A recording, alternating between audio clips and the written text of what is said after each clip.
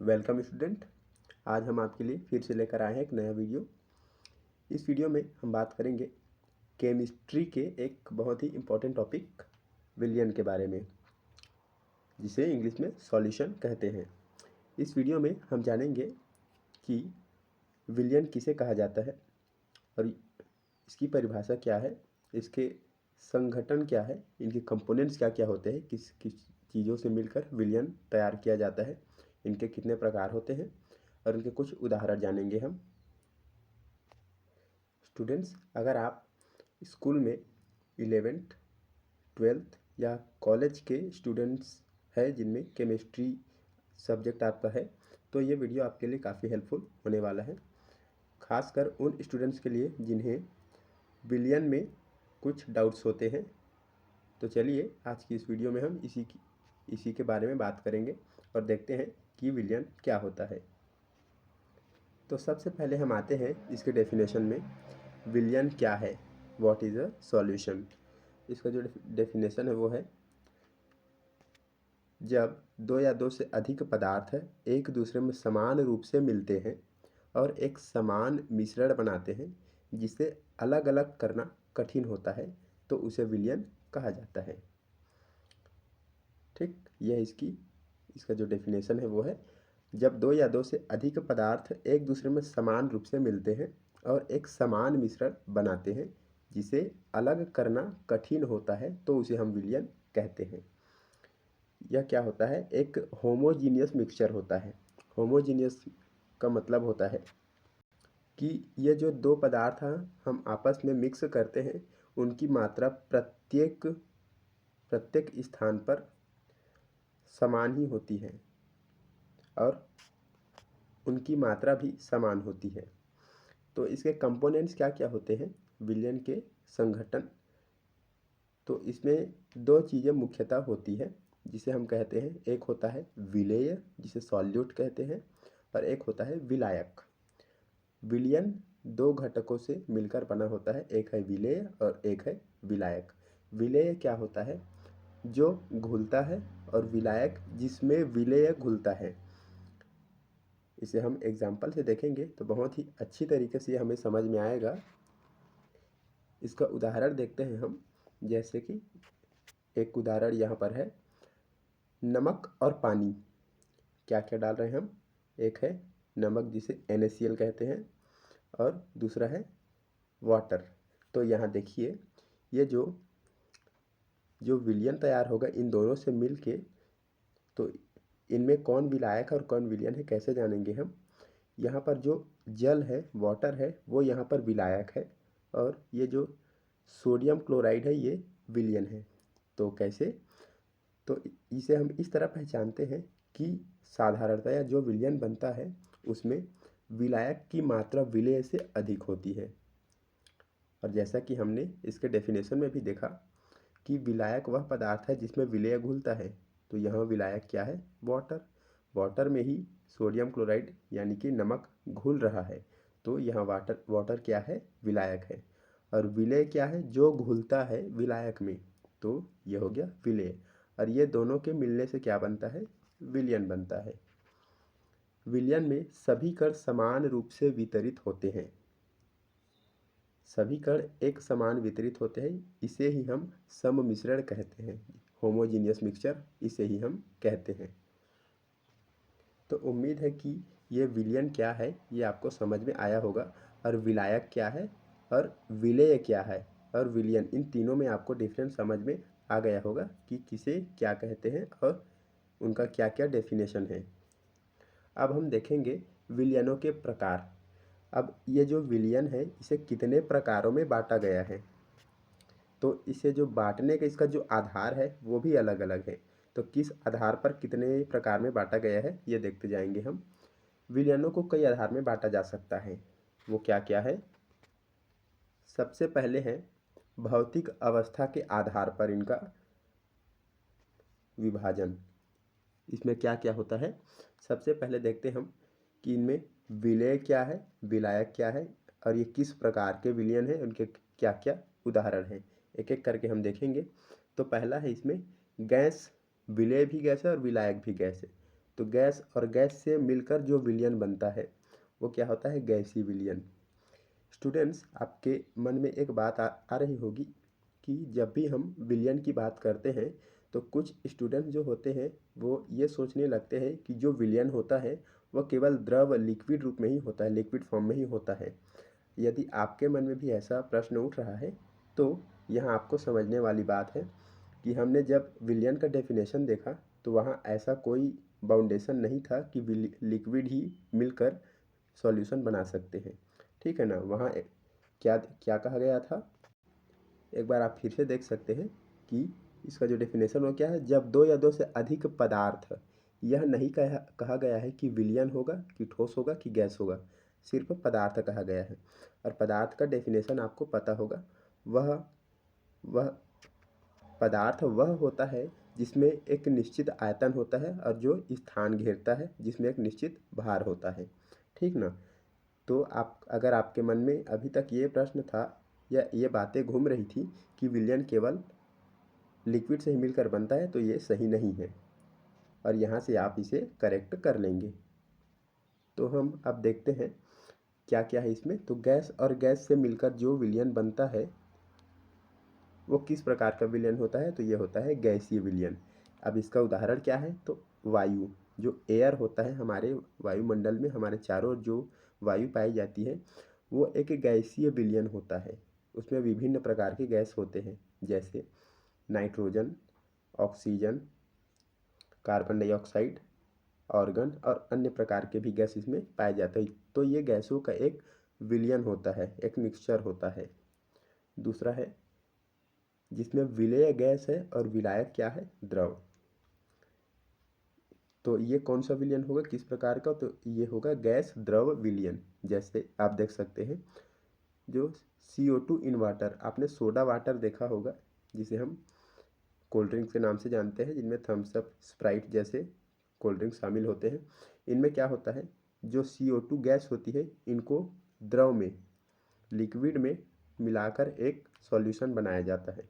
तो यह हो गया गैस द्रव प्रकार का विलयन।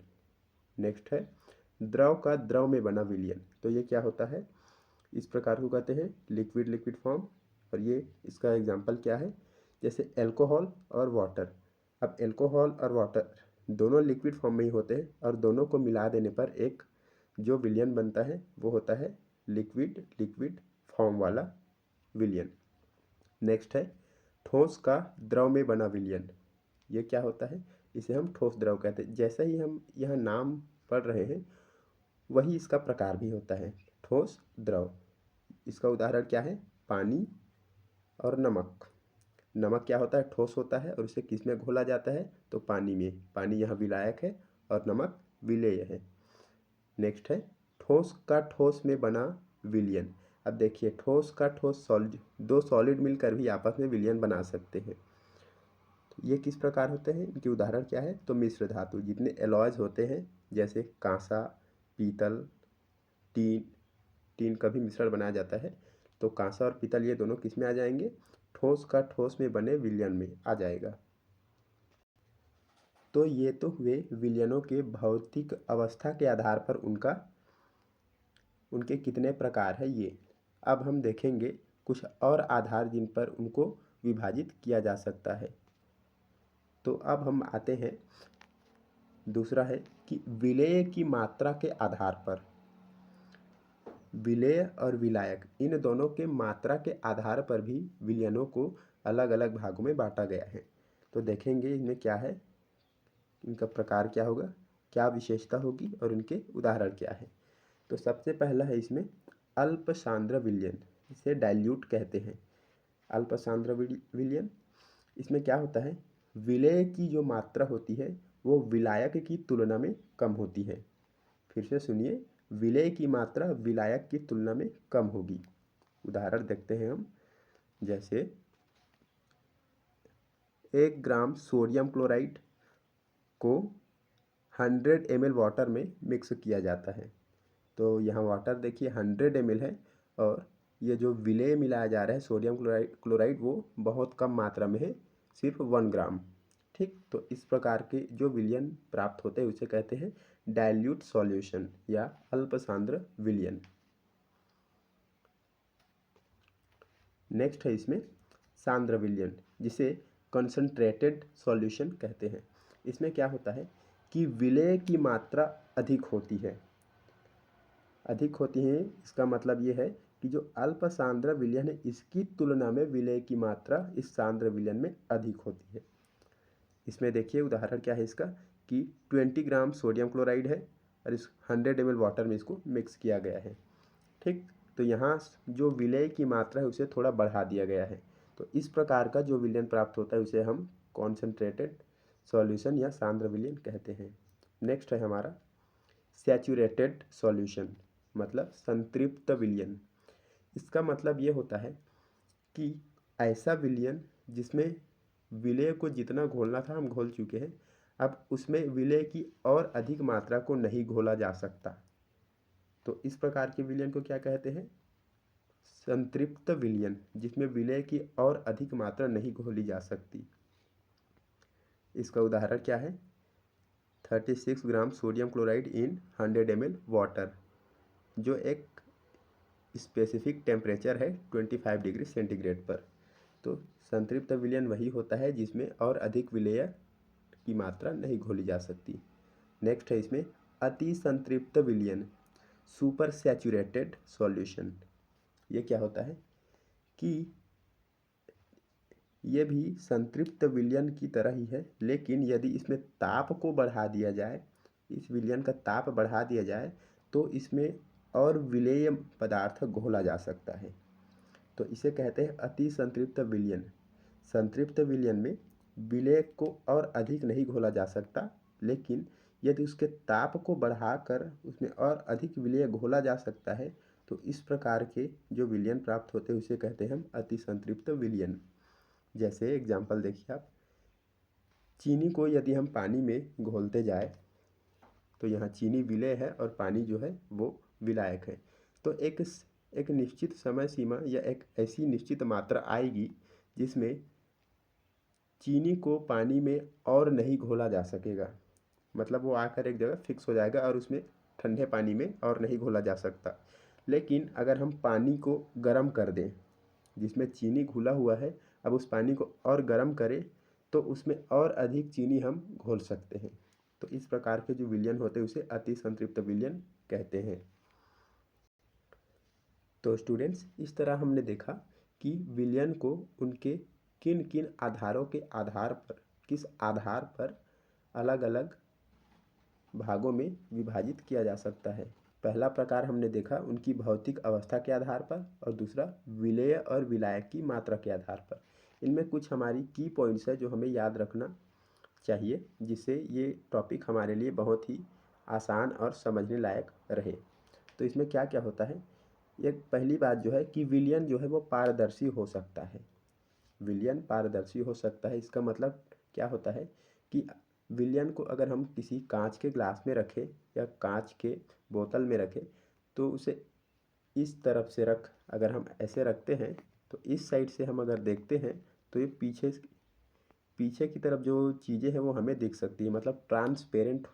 कहने का मतलब है कि ट्रांसपेरेंट रहेगा। ठीक, इसे कहते हैं पारदर्शी, इंग्लिश में ट्रांसपेरेंट कहते हैं। दूसरा क्या है? इसके कण बहुत ही छोटे होते हैं। कितने छोटे हैं? तो 1 नैनोमीटर से भी कम होते हैं। अब ये 1 नैनोमीटर क्या होता है? तो इसका मतलब होता है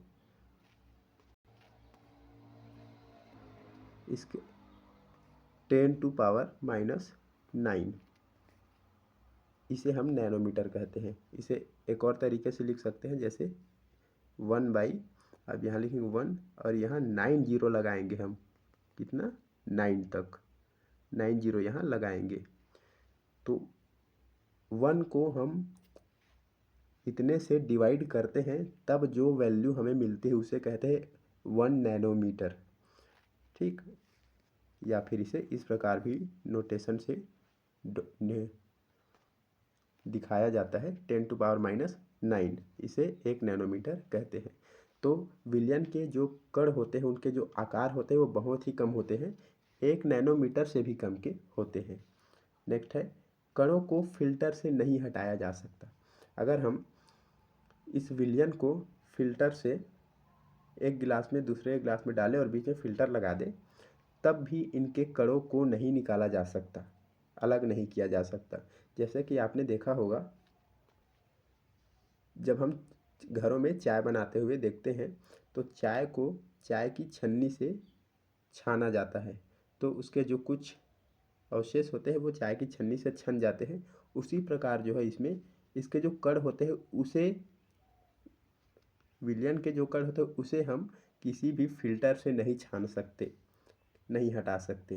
तो यही बात यहाँ कही गई है। नेक्स्ट है, यह स्थिर होता है।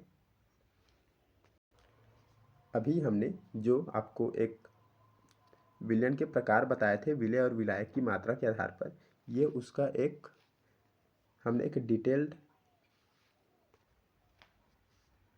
नॉलेज इस टेबल में हमने रखा है। तो आप इसका स्क्रीनशॉट लेकर रख सकते हैं और देख सकते हैं हमने जो जो विलयन के प्रकार बताए थे वे सभी इसमें हैं। इसे आप स्क्रीनशॉट लेकर और अच्छे ढंग से पढ़ सकते हैं। इसमें आप देखेंगे, पहला हमने जो बात किया था वो है अल्प सांद्र विलयन, उसके बाद आता है सांद्र विलयन, संतृप्त विलयन और अति संतृप्त विलयन। आप इन्हें और ध्यान से देख सकते हैं क्या क्या होता है इनमें। स्टूडेंट्स, इसके साथ ही कुछ ऐसे जो वर्ड्स है, टर्म है इसमें, जो हमें याद रखने ज़रूरी होते हैं। वे क्या क्या होते हैं? तो एक होता है डाइल्यूट। डाइल्यूट का मतलब होता है कि कम विलेय होना, जिसे हम अभी हमने देखा जिसमें विलेय पदार्थ की मात्रा कम होती है उसे हम डाइल्यूट कहते हैं। और कंसंट्रेटेड, इसका मतलब है कि विलेय पदार्थ की मात्रा जो है विलायक में अधिक है। एक और है सैचुरेटेड, कि अब उसमें और विलेय पदार्थ नहीं घोला जा सकता। और एक है सुपर सैचुरेटेड। इन चारों को ही हमने पहले देख लिया है, फिर भी अगर आपको इसमें कोई परेशानी हो तो इसका जो मीनिंग है वो आपको यहाँ पर दिया गया है। तो फ्रेंड्स, उम्मीद है ये वीडियो आपको पसंद आया होगा, और इसके साथ ही हमने इस चैप्टर से, इस टॉपिक से रिलेटेड कुछ इम्पोर्टेंट क्वेश्चन भी आपके लिए दिए हैं, जो ये है। यहाँ हमने 4 प्रश्न दिए हैं जो इस टॉपिक से रिलेटेड है, और मैक्सिमम जो एग्ज़ाम हैं उनमें ये पूछे जाते हैं। तो अगर ये वीडियो आपने अच्छी तरीक़ा से देख लिया है तो इन क्वेश्चन जो है इनकी प्रैक्टिस ज़रूर करें। ये आपको इस टॉपिक को बेहतर करने में काफ़ी मदद करेंगे। तो स्टूडेंट्स, ये थे हमारा आज का वीडियो, यहीं पर आज समाप्त होता है। हम आपसे किसी और वीडियो में एक नए टॉपिक के साथ मिलेंगे। तब तक के लिए आपको ऑल द बेस्ट।